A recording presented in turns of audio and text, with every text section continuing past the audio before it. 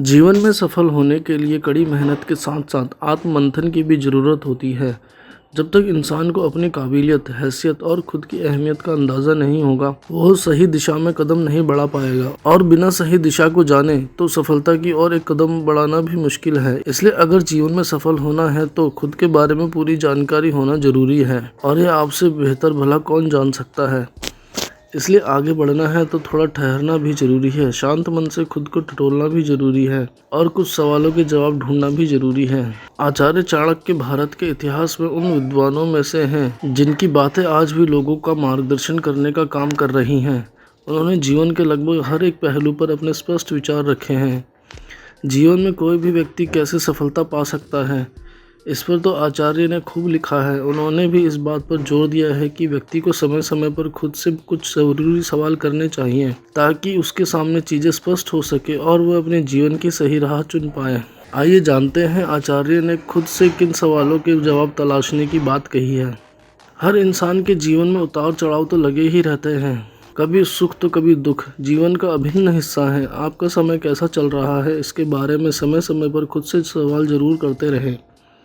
जीवन के उतार चढ़ाव से घबराने के बजाय इस पर आत्ममंथन करें कि अगर जीवन में दुख है तो किन कारणों से है, उससे बाहर निकलने का समाधान क्या है।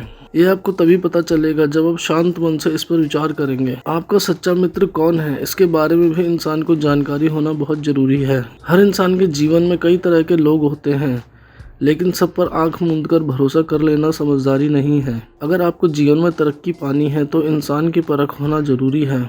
कौन सा इंसान आपका सच्चा साथी है और कौन सिर्फ दिखावे के लिए आपके साथ है, इस बात को भी आप अच्छी तरह समझ पाएंगे जब आप एकांत में खुद से इस पर सवाल करेंगे। इंसान जिस जगह रहता है उस माहौल का उसके जीवन पर गहरा असर पड़ता है, इसलिए अपने माहौल को अच्छा रखना जरूरी है। हर इंसान को खुद से ये सवाल करना चाहिए कि वो जिन लोगों के साथ उठ बैठ रहा है क्या वो उसके लिए सही है। उसके आसपास के माहौल का आपके जीवन पर पॉजिटिव असर पड़ रहा है या नेगेटिव, इसके बारे में विचार करना ज़रूरी है। अगर आपके माहौल का आपके जीवन पर नेगेटिव असर पड़ रहा है तो उसे बदलने का प्रयास करें।